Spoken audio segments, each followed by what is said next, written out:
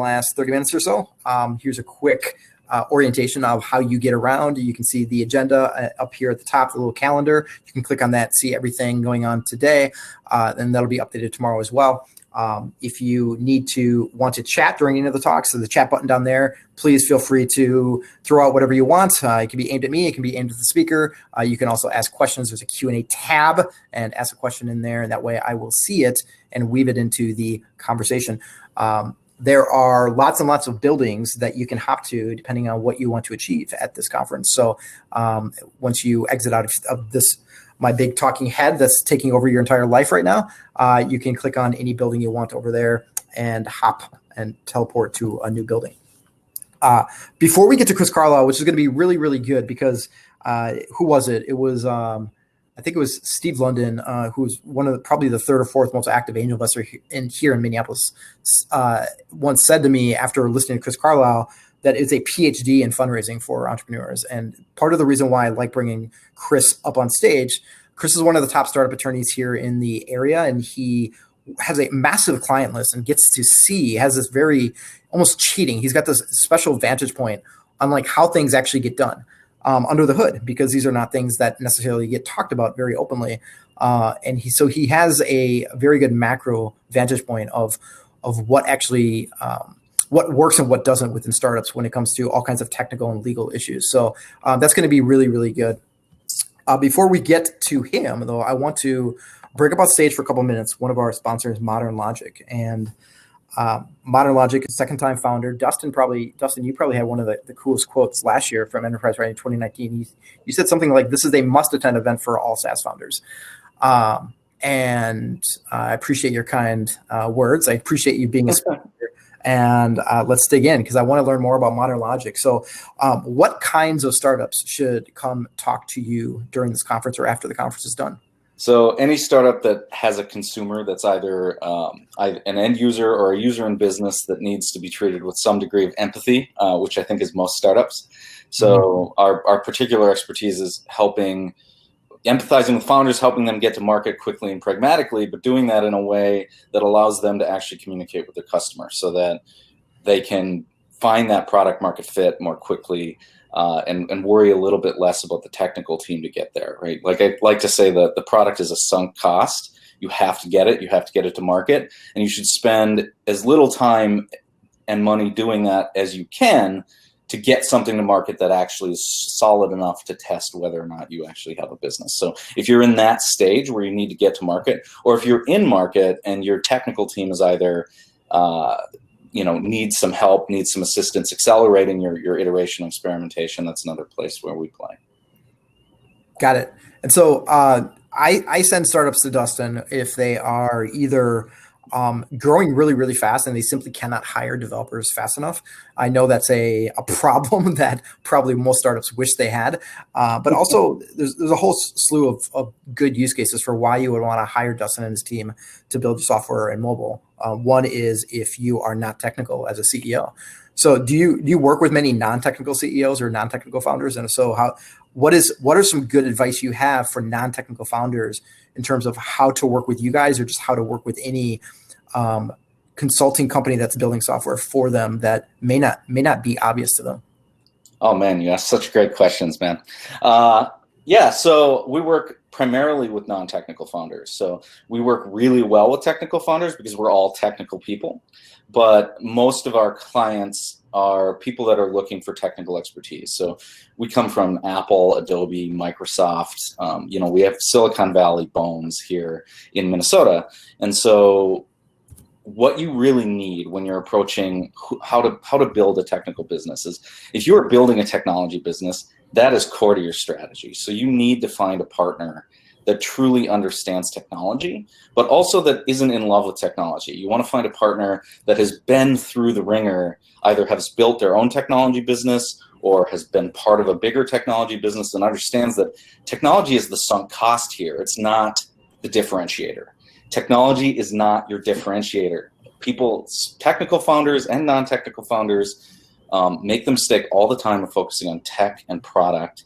You need to get your technical team. They need to deeply understand the technology. They need to help you make pragmatic choices. If you pick the wrong team, they're going to lead you down a technology rabbit hole, building in something that they want to play with that doesn't meet your business needs. So when you're evaluating a technology, you want to, or a partner to build your technology, you want to find someone that understands what the trade-offs are in the different technical stacks. Concrete example. These days, React Native is hot. A lot of people are advising that you build mobile in React Native. That's a very good choice because you get cross-platform. Why is that valuable? Well, 70% of your cost is on one platform. It takes 30 to 60% to move over to that new platform, right? If you're doing native, that requires double. So you go to a shop, and a shop says, hey, you should do it native. That's because they're technology purists. They want to code in Swift. They want to code in Kotlin. They don't have your best interest in mind. You know, what I tell people, React Native is a good choice. It's not a silver bullet. It's a lead bullet. You need a lot of those lead bullets, to quote Horowitz, right? But the reason you go with React Native is not just because you get that, but you need to think, I'm going to be hiring developers in my future. What is React Native coded in? JavaScript. How many JavaScript developers are there? Every developer becomes a JavaScript developer. You know, how many Swift developers are there? There's a handful. There's a handful of good Swift developers here in town. There's a handful of good Ruby on Rails developers here in town. Great technologies. Don't build your tech stack on them, right? Because you're not going to be able to hire affordable engineers here in the States to work on them.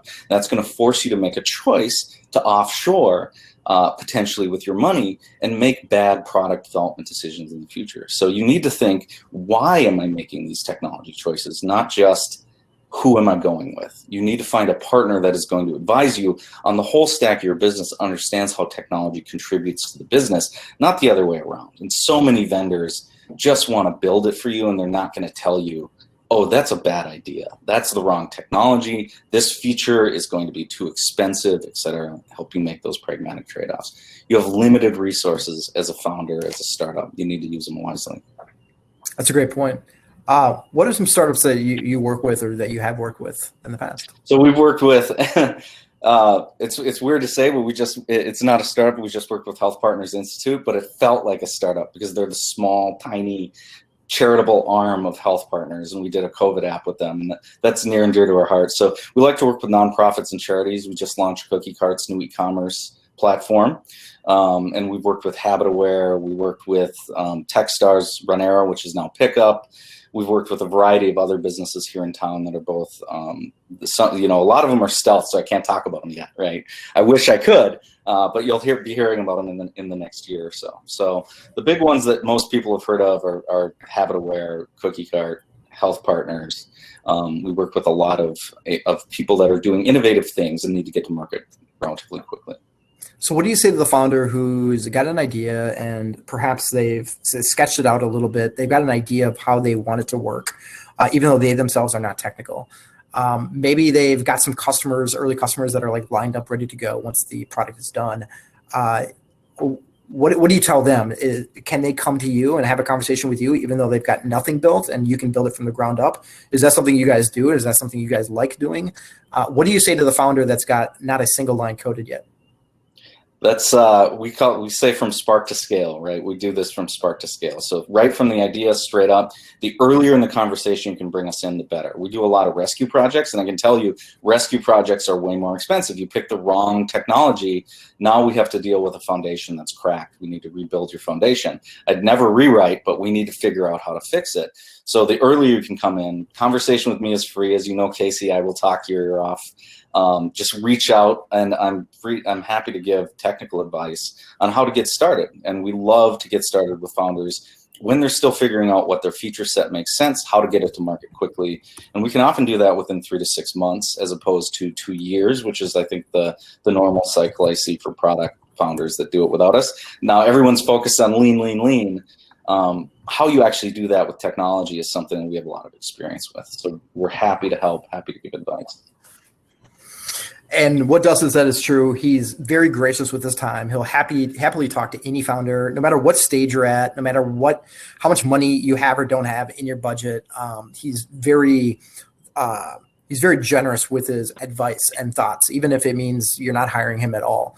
And one of the reasons why I actually refer you, I haven't told you this, Dustin, but one of the reasons why I refer you to a lot of startups is because you will happily tell them that they're trying to overbuild things.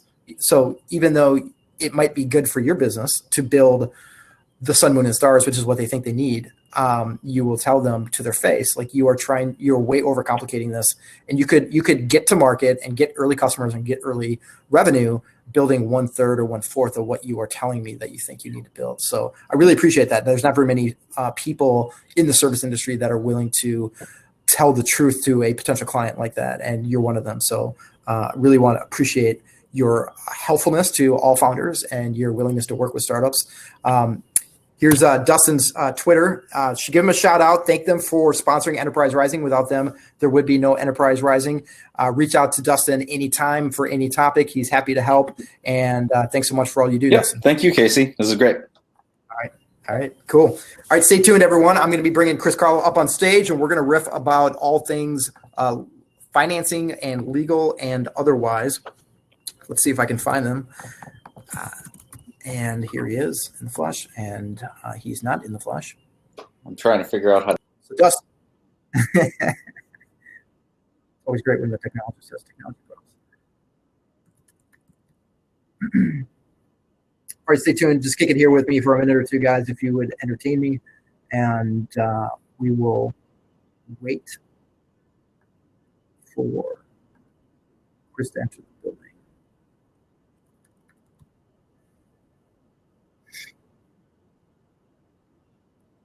For those tech geeks that are interested on my side as a presenter, what happens is I scroll through all the participants, and there's actually a button next to everyone's name, so I could actually pull somebody up on stage or invite somebody up on stage anytime that I want. So I invite them up on stage. They get a little window that pops up saying Casey is inviting you to stage. Click yes or no. Click yes, and bring them up.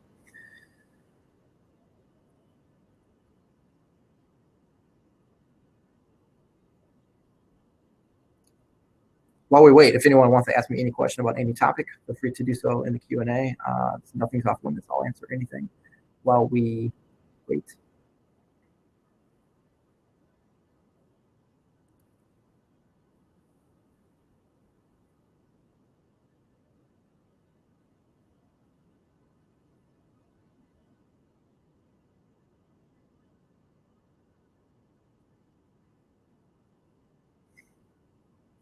And I just got a note. Chris is on his way here. He'll be here in like 2 minutes. He's working on fixing his webcam.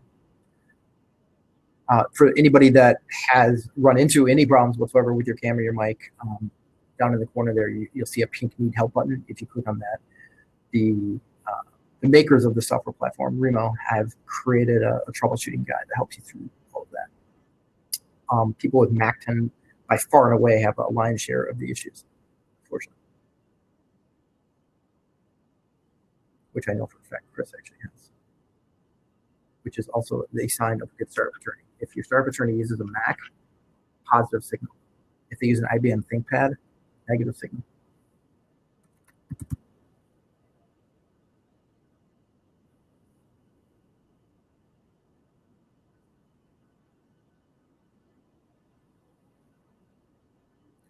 Okay, so in chat, so far has the tech done what I hoped? Yeah, but so it's a question from Paul in the audience. Has the technology for this conference done what I hoped? So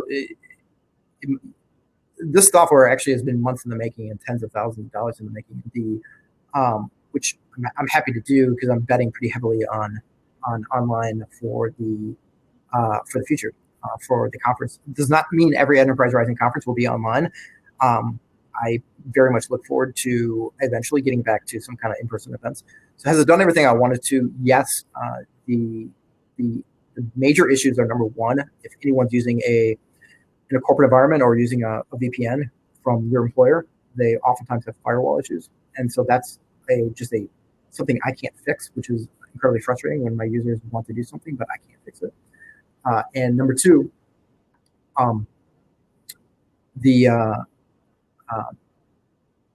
Number two, sorry, I'm trying to keep juggle too many thoughts here at one time. Number two, probably the hold on a second. Trying to pull Chris up. I had him and then I lost him. I wonder if he, as working with a law firm, has a VPN. He might be having issues. So I'll get to number two. I'm pulling up Chris Carlisle. Chris is in the house. Hey, Chris, I can see and hear you. Yeah. Perfect. How are you? Welcome. I'm doing great. How are you? Doing wonderful. Nice to see you. Okay, so all right, guys. So I'm going to introduce Chris in a second, but this is one of the chats where, for sure, like Chris charges a lot of money for his time, and I got him for free. So you have 30 minutes to ask him anything you want. You will not receive an invoice in the mail. And I'm not joking.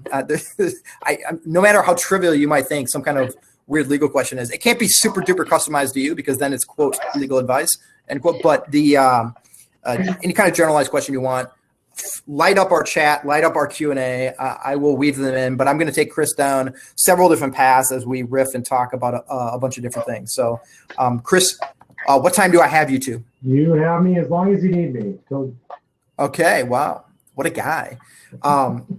So Chris, let's start talking about fundraising right off the bat. And I know that some of the attendees, some of the founders in the audience may be like, oh, here we go, talking about fundraising and VC again. I don't care about that. I want to bootstrap, or I don't want to raise money, or I don't need to raise a lot of money. Totally cool. We're going to cover a lot of other topics too, but it might be, if you would entertain me for a moment, understanding some more nuances around fundraising is helpful because you might change your mind down the road. I know lots of founders that are psychologically or philosophically just very interested in bootstrapping, but there comes a time, and that time is usually when they realize how competitive their space really is, or becomes very competitive, in which case you are either going to get squashed or you need to raise some money to be able to compete effectively. So know that not wanting to fundraise now doesn't necessarily mean you're never going to want to fundraise ever down the road. And so I've got Chris from Lathrop GPM. Many of you might know the GPM part, but not the Lathrop part. Lathrop is a big firm, and GPM is a big firm, and they merged last year. And so Chris, who is with GPM, Gray Plant Moody, is now part of the merged firm, but he's focusing on the exact same stuff in the exact same way as he always does, which is startups. Are you allowed? I don't even know the answer to this, Chris. Are you allowed to talk about some startup clients that you have? Is that something you can talk about publicly? I can share a few. Sure. Cool. I'm permitted Let's do it. So can you give us an idea of like what kind of startups you work with? Sure. I mean, a couple of examples would be a Total Expert here in town, represented them kind of from the very beginning of their financing through their Series C. Another one based in Fargo, a company called Intelligent Insights. We represented them from the beginning through their Series C, and then they were just recently acquired by Infor, and so sort of represented them through their entire finance life cycle, if you will. So, yeah. All right. So let's talk about funding. And part of the reason I love talking about funding with you, and by the way, is there any way you can turn your volume down a little bit, Chris? Yeah, absolutely. Cool. Part of the reason I love talking with you about this stuff is because you have such a good vantage point on what succeeds, but also what doesn't. And you get to see under the hood, because when founders are reading the TechCrunch article on some breaking news or funding round, like nobody actually knows under the hood, like what the story behind the story was. So let's talk about valuations, which is always this nebulous black box that founders have a really tough time with. And valuation, let me just define that for any first-time founders. If and when you raise money, you're going to take money from the investor, and you need to figure out how much the investor is going to own. And so you have to do some math, and that math is going to be based on, well, what is the valuation? What is the value of the company, so that you can actually calculate how much the investor actually owns. Let's go down the rabbit hole of convertible notes and specifically safes. Are safes something that you see being used more and more in seed rounds compared to, let's say, a year ago or 2 years ago? Yeah, and for everybody out there, I mean, let's roll back even further. I mean, whether you're going to do a priced round, as Casey said, where you are determining the value of the company before new money comes in, determining the percentage of the company that your investors are going to own, or whether you're doing a SAFE, which stands for Simple Agreement for Future Equity, or a convertible note, where to some degree or another, you're punting the value discussion down the road. You're not really going to calculate the value until the next round of financing occurs, and that financing, that the value that your current investors are going to get is going to be based on that future value. And to answer your specific question, we do a lot of work with safes and we do a lot of work with convertible notes. They are, for the most part, interchangeable. They are an agreement to grant equity to an investor down the road at a discount of some sort or another to the next value that is ultimately put on the company.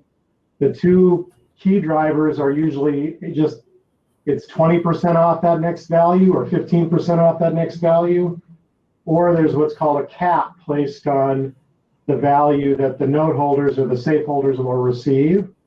So for example, if the cap is $5 million, your value in the next financing, if it's north of $5 million, the note holders will receive that $5 million cap. And those documents have gotten really, really standardized, and how those financings come together have become really, really standardized. Got it. And how would you advise a founder if let's say they're raising $1 million seed round? It's the first real outside capital that they're raising from people that they don't actually know. How would you advise them to think about, should I do it a price round versus a convertible note versus a safe, which are three very different ways to go about doing it? Well, first of all, on a priced round, it kind of boils down to the math, right? So if this is the first money that they have raised, they have to have made enough traction, and they've had to, in a SaaS business, they have to have enough MRR, ARR, in my view, to justify, a material value. For sure, north of $5 million pre-money, ideally $10 million pre-money. In other words, just to use the rough math, if it's $10 million pre-money, you're selling 10% of the company for that $1 million, right? That can make logical sense. You don't want to be giving away, if your pre-money is going to be $3 million and you're giving away a third of the company at that time, that's not as fun. And you might want to get further along in your journey before you raise money to get the value higher in order to do a price round. In contrast with a safe or a convertible note, safes or convertible notes can be done on a really efficient, cost-effective basis at any range of value. So from the extreme of you're raising money from friends, family, and fools, you're getting money from dad, you're going out to those early angels that just believe in you, the business is still an idea or it has very incremental revenue, you can use a safe to raise that money, raise that $200,000 or whatever it is to build out the product, to get to minimum viable product, to get to that next incremental revenue, to that next client, whatever the milestone may be. And you tie it to that next finance, you tie the conversion of that safe or note into that next financing when the company is going to be further along and you're going to be able to justify that higher value. Does that make sense? Got it. Yeah. And so maybe even an easier way to to dummy that down and simplify a rule system, which is like if you're pre-revenue, it's just going to be very, very challenging and difficult for you to justify a priced round. Price meaning you're putting a real valuation on it. And so if you're pre-revenue, for sure, you don't even think about doing a price round with a valuation. And for sure, think about doing a convertible note or a safe. And many, depends on what kind of investors you want to raise money from.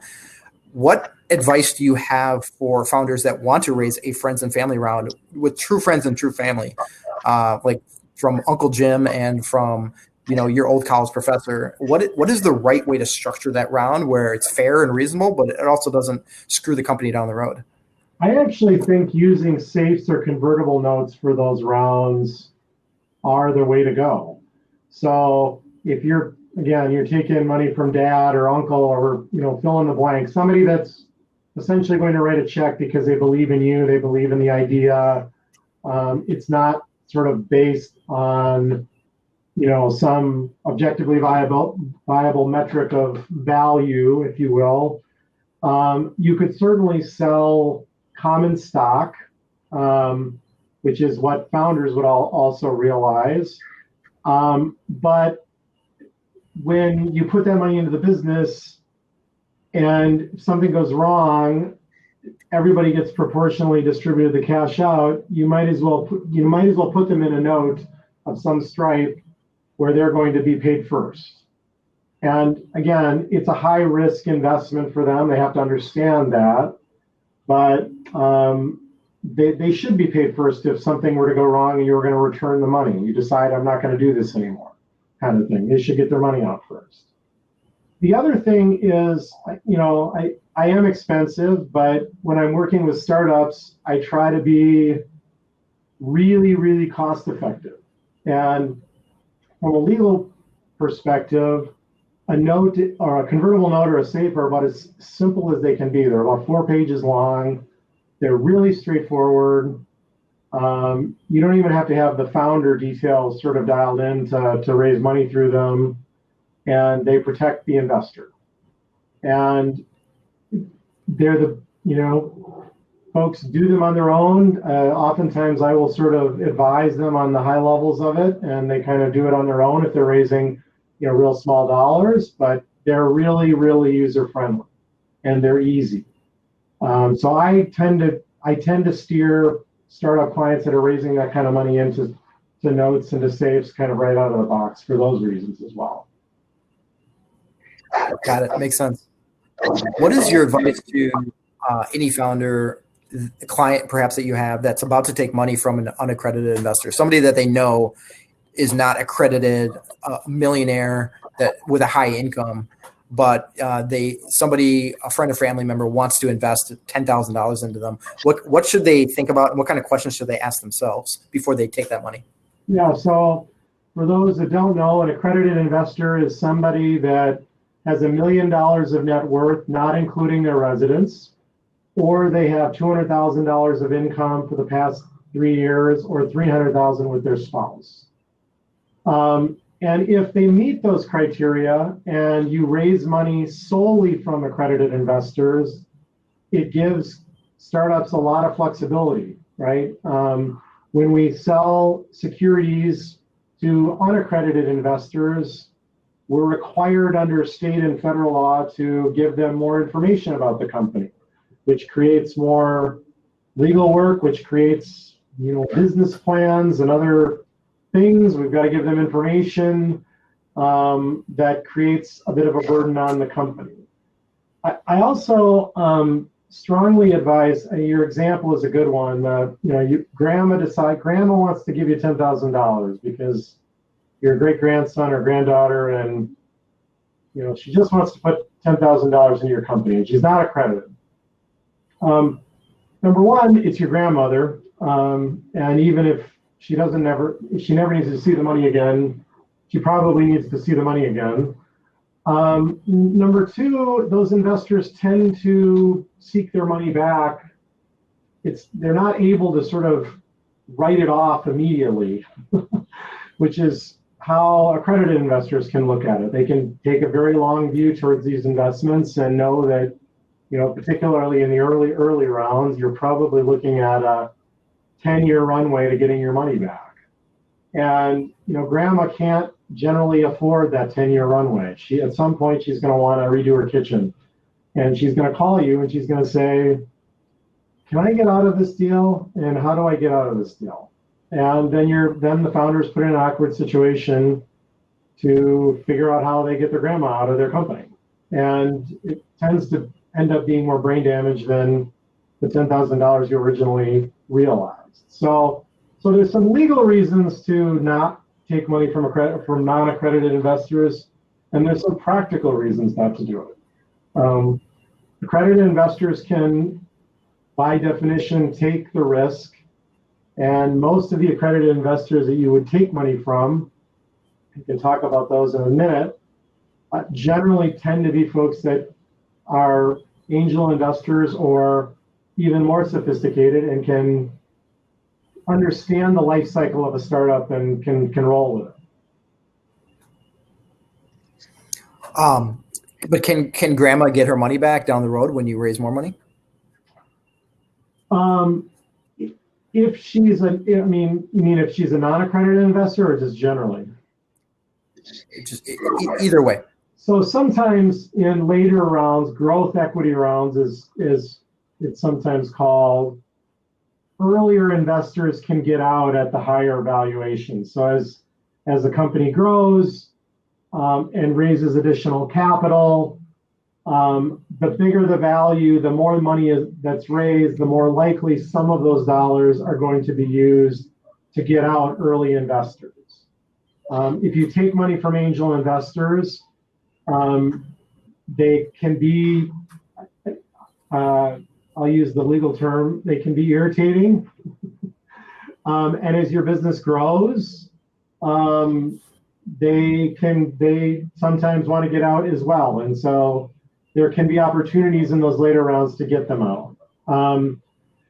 As a general rule, though, there's no guarantee that they're going to get out, right? And I have, for every client that goes and raises a Series C or a Series D or E, I have 10 clients that, don't get beyond seed for good reason, right? They become profitable businesses and they don't want to take additional capital, and they're perfectly, they don't need that additional raise. They're not swinging for the fences, if you will. They're hitting a nice double and they're perfectly content with that. And so for those folks, grandma's going to have to wait.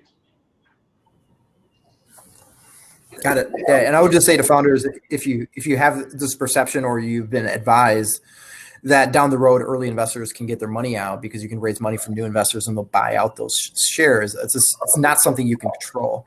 And so since that's not something you can control, that's generally a terrible idea for you to set that expectation or even bring it up at all to grandma or any other early investors, because that's just not something you can control down the road. They're even though there's some investors that are perfectly happy operating like that and buying out early investors, there's plenty that are not and have no interest in that. And so that's something that's so wildly outside your control. Like that should be a thought that you pretty much take, that you shouldn't even have in your head at all, quite honestly. Yeah, and when you think about, I know you see in the media, the alphabet, if you will, you go from Series C to Series A, B, C, D, E. I've worked on a G before. That when you think about those kind of companies that are raising capital at those depths, the higher the value, the bigger the ultimate sale or exit, if you will, IPO, sale of the business has to be in order to get all of those investors where they need to be from a return perspective. So many of my clients, if they raise money, really want to minimize the amount of, whether they want to, quote unquote bootstrap or whether they want to raise incremental dollars, many of them do not wish to raise the height of their waterfall, right? They want a $100 million sale is great. A $50 million transaction is great. They don't need to make it a billion-dollar company in order to make the return work for their later investors. So it does, these questions do dovetail to the overall finance strategy of the company, and the total addressable market that they are approaching, and just what they really want to do with their company, what they want to do with their own investment as founders in the business, frankly. Got it. Here's a question. How expensive is doing a seed round, and how expensive is doing a Series A from a legal fee perspective? What should founders be ready for? So I've been practicing for 20 years, and one of the greatest things that's happened in that time is the standardization of the legal work and the paperwork relative to some of these fundraisers. There is whether it's a seed or a Series A, there are some very established form sets that lawyers that work in this space use. The National Venture Capital Association probably has the most common form set, and normally that's the starting point. There's another form set called Series Seed. It's at seriesseed.com. If you want to take a look at it, that's a little more streamlined and a little simpler than the NVCA forms. The NVCA forms are user-friendly, but there are more moving parts, more things to negotiate, more tensions between the founders and the company on the one hand and the investors on the other hand. Series Seed are more, they reduce some of those friction points. I tend to tell clients, if I'm representing the company and not the investor, I do some investor side work as well, that a Series Seed with full NVCA forms will cost somewhere between $20,000 to $40,000.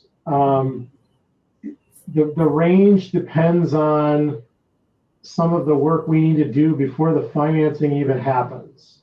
So, for example, these investments tend to the company has to be what's called a C corporation when the investment is made. So if you started as an LLC, usually there's a conversion to a C corp before the investment is made. That will increase the cost. If there is quote unquote cleanup that we need to do, the biggest example I always give is anybody that's worked on the product has not signed what's called an invention assignment agreement, and we have to go out and get all those people to sign those and wrestle them to the ground sometimes. That's additional work that needs to be done in connection with the financing. The other thing that irritates founders to no end is that it is fairly typical and fairly market for the company to pay for the investor's legal fees in connection with the transaction. And the investor's legal fees can range from as low as $5,000 to as high as $35,000, $40,000. And one of the tensions on the cost, Casey, is if an investor and their lawyers ask for a higher fee out of the proceeds, as company counsel, I will try to move work to their plate. You know what I mean? Like, so what we're trying to do is we're trying to get to a base, we're trying to keep the cost as low as humanly possible, particularly at seed and A, because every dollar you spend on me is a dollar that's not spent on building the product or growing the market or growing the customer base. And so, and this is a very long-winded answer, but where you'd hope to be is $50,000 or less on any Series A and $30,000 or less on any Series C. There's a lot of variables on both of those, but that's the goal you're trying to achieve, in my view. let's say a founder gets a term sheet from a seed fund or a bigger fund, and one of the stipulations is that you're going to reimburse them for legal fees. Should the founder try to negotiate that away? So when we're negotiating the term sheet or the LOI for the financing, I mean, that's always a point that can be negotiated, and the range of it can be negotiated. I did a growth stage deal this year where they asked for $150,000 in legal, and we negotiated it down to 50. And there were some things that justified a bit of the cost. As a general rule, if the investor is being reasonable, though, it's not one of the things, when you're negotiating anything, there's always trade-offs. There's always, you have to pick your battles, if you will. And as a general principle, that's not one of the battles that I would pick on the term sheet, right? I mean, obviously the pre-money value is, the number one. The characteristics of, how they get their money back would be number two.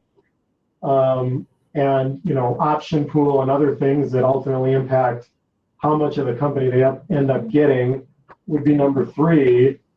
And everything else sort of falls to the bottom of the barrel, right? And so whenever I'm helping a founder navigate those waters, it's always, trying to help them assess the trade-offs. And look, if we're raising a $5 million Series A on a $10 million pre or a $15 million pre, and they're asking for $50,000 in legal, it's irritating, but it's not the end of the world, right? There are other buttons to push that probably can move the needle further for you from an economic perspective.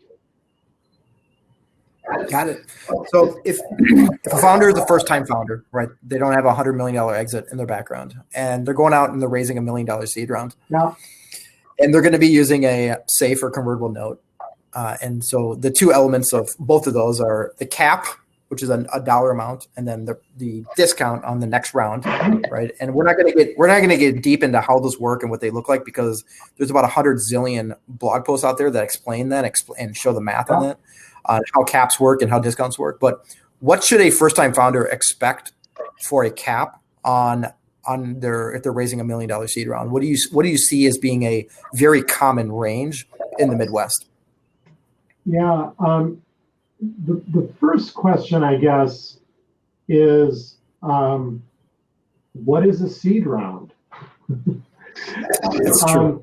And that phrase gets kicked around quite a bit.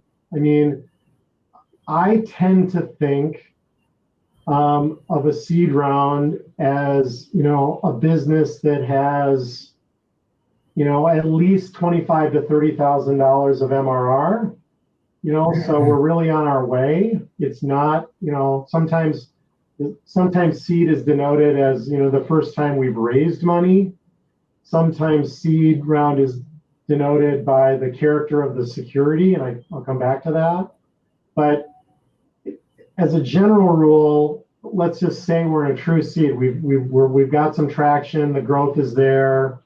We're raising it in a convertible instrument because we're looking to, a 10 million pre or plus, or better Series A within 12 to 18 months.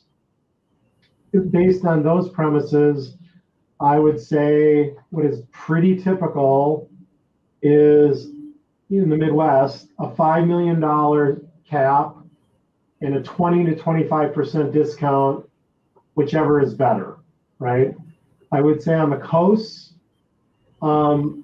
you can creep up on the cap, and you can creep down on the discount. So think 7 to 8 cap, 15 to 10 on discount. Those are real generalities, though. I mean, your experience may vary, and again, a lot of that experience may vary, depends on the ultimate growth trajectory of the company. The biggest thing an investor is looking at when they go into that financing is how confident are we that Series A is going to happen in 12 to 18 months at a very favorable value. If their confidence is high, then you're in a place where you're going to be able to negotiate a higher cap and a lower percentage discount, because those investors want to, the opportunity for the investors is that they're getting in on the ground floor of a deal that they very much want to be a part of. Safes in particular, convertible notes don't always have this, but safes in particular, one of the things that's oftentimes negotiated is participation rights in that Series A. So, and that's an extremely important point for many investors, particularly sophisticated investors. They're putting that money in part because they're getting in on the ground floor of an incredible opportunity, but also because they're getting a seat at the table to participate in that Series A when another lead investor comes online. And so that becomes an important piece of the puzzle. Got it. All right, we got about 10 more minutes. Get your questions in if you haven't yet. Here's a question from the audience. Can you talk about the reporting requirements for startups to investors? What should startups be thinking about and prepared to do for investors after they take their money? That's a great question. So the MDCA forms and the Series Seed forms and most investor forms will require some sort of financial reporting. It varies a bit, but the general framework would be some sort of annual report. If the company is getting audited financials, it would be obviously the audited financials. If it's not going to be getting audited financials, it would be some sort of consolidated, annual report, and there's different variations on that. Investors often are looking for quarterly reports, and they are sometimes looking for monthly reports. All that said, the rules are all, what people actually do are all over the map. So we negotiate these terms and we tell our founders, well, you're going to have to do all these things. And then the venture firm says, well, don't worry about it. Just give me X, Y, and Z. I just want your KPIs, and I want them, before every board meeting. So there's a lot of that. There's a lot of variation depending on what the investors want. I would say at minimum, you want to be circling back with everyone once a year for sure with a more comprehensive letter. Here's what's happened. Here are the financial metrics. Here's what we've accomplished. If for no other reason, for your own edification, so you're, keeping people in the loop that may or may not be interested in being kept in the loop, but it's also helping you tell the story of your company to key constituencies. And then the monthly or the quarterly reporting is really going to be driven by the investors. More sophisticated investors want more reporting. But they want it on a more they often will want it on a more granular basis. Again, they'll look at the KPIs of the company, and they'll want insight into those KPIs, and whether or not they want sort of the full financial package every month is all over the map. I mean, some firms are very strict about it, and they sort of float. They have their own internal processes that require it. Some are very loose on it and do not care, or they care a lot less, as long as they're getting real-time information as material issues happen to the company. I'm just going to add on a relationship note, forget what the docs say. Like on a relationship note, you have a relationship with the investor. And if you want that investor's help and you want their money down the road, like it's in your best interest to keep them updated, probably monthly if you can. For sure, after a seed round, monthly, and for sure after a Series A, at least quarterly, perhaps even monthly if you can have the discipline for that. But for sure, quarterly. I just talked to a very well-known, an active investor yesterday, and he had invested in the seed round of a very well-known startup that went on and raised a Series A, and he could have invested pro rata, meaning he could have reinvested or doubled down. He chose not to, and he didn't because that founder has done a terrible job of keeping all the investors in the loop. essentially took their money and then just came back like 13 months later and saying, my numbers are awesome. I'm going to raise a round right now based on the strength of that. And here's your opportunity to invest if you want. And this angel investor was like, you know what? Like, I feel like I don't even know anything about the business. You haven't cared enough to keep us updated. So no, I'm not in. I really don't really care that much to allocate more time and money into this company because you don't seem to care about your investors. Why should I care about you? So. Yeah, I break it down by investor too. I see this a lot. We raise a bunch of money from angels or less sophisticated investors, and then we take venture money, and we do all those things that you just described for the venture folks, but we never speak to the angels. That can really come back to bite you in the butt too. When we're going to sell a company later, and these angels, they come out of the woodwork and they're mad not because you've done anything wrong, but because they just don't know what's going on. And then you're going to do something good or bad, and all of a sudden you're talking to somebody you haven't talked to for 4 years. I deal with this all the time, and they're like, well, I don't want to help you because you haven't called me once. You haven't given me any love. You haven't given me any information on the investment. I wrote it off a long time ago because I didn't hear from you. And so you really want to avoid that. I mean, I agree with everything Casey said on, more sophisticated investors, more information is better.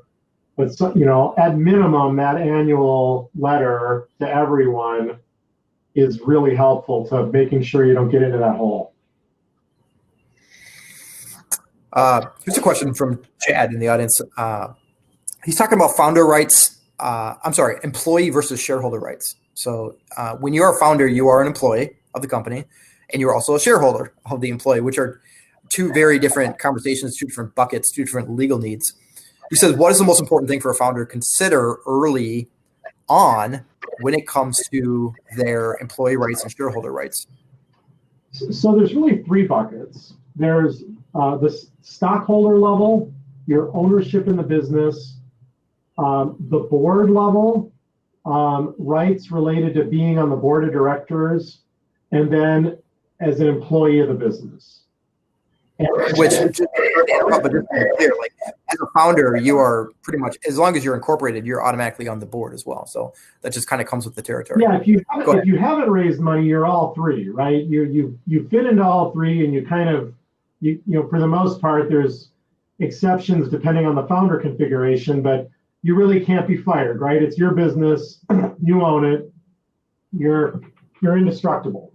When you bring in capital, then we start delineating between the buckets.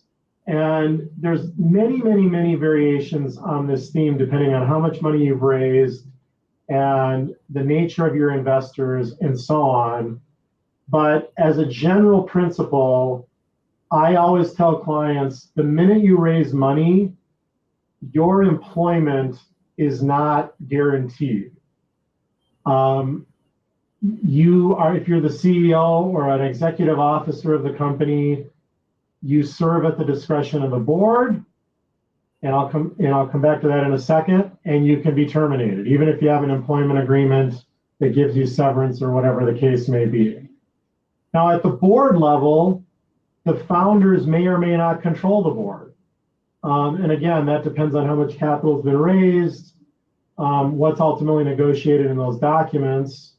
When you're in the early stages and when you've raised only 1 round of financing, 1 round of priced financing, one of the biggest issues I always tell my founder clients is make sure you control the board. There will be caveats, but the common stockholders, the founders, ultimately should, call it, there's 3 members of the board of directors, the investors get 1, the founders get 2.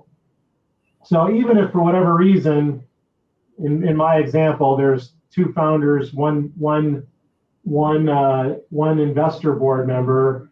If one founder and the investor decide that one of the founders has to leave as an employee, that founder is still on the board. That founder is still a voice within the organization and an important one. And so you really want to make sure you're maintaining that. That's a very important right to maintain as you proceed ahead. And the more rounds you go, I have a number of, venture-backed clients that, the founders get outgunned. There's more investor seats or, quote unquote independent seats than there are founder seats. And, having that voice at the board is an extremely important thing to make sure you continue to negotiate for. Got it. Sean, founder Sean in the audience is saying, what factors or what variables impact valuation of SaaS companies when they get acquired or when they exit? So what are you seeing in terms of like what is impacting the ultimate acquisition price the most in SaaS companies? I think, you've got other panelists that can speak more to the granularity of this, but as a general principle, it's year-over-year growth, right? It's year-over-year MRR growth, and where is the trajectory of the business going, right? I mean, whether it be on a capital raise basis or whether it be on a sale basis, that's really the number one, the opportunity and the growth trajectory of the asset is going to drive the value. Either way. That's why, again, when we go back to the seed conversation, and again, I threw out 25 to 30 in MRR. That's a very general statement, but it's a general statement based on year-over-year growth, right? It's not only where we are at a fixed point in time, but where are we? What's our pro forma say relative to the growth of our MRR ARR in the next 12 months, in the next 18 months. Yeah, agreed. That also goes to Series A and beyond. That's like nothing will impact valuation more than simply your rate of growth. That's it, bar none. And there's other things that matter, but nothing matters as much as that. And so that's going to hold true for exit as well, with the exception of perhaps, are you profitable? Yes or no, which is pretty binary, because if you're profitable, then you're backed on against the wall and you can take your time and you can say no, and then they'll come back with another offer. And you can say no, and they'll come back with another offer. So perhaps the only thing that might trump year-on-year growth is, are you profitable? Yes or no? Yeah, profitability is there. I mean, stickiness of your customer base obviously is there, particularly, in SaaS, if your churn rate is low, if you will, and you keep, you onboard clients and they stay clients long term.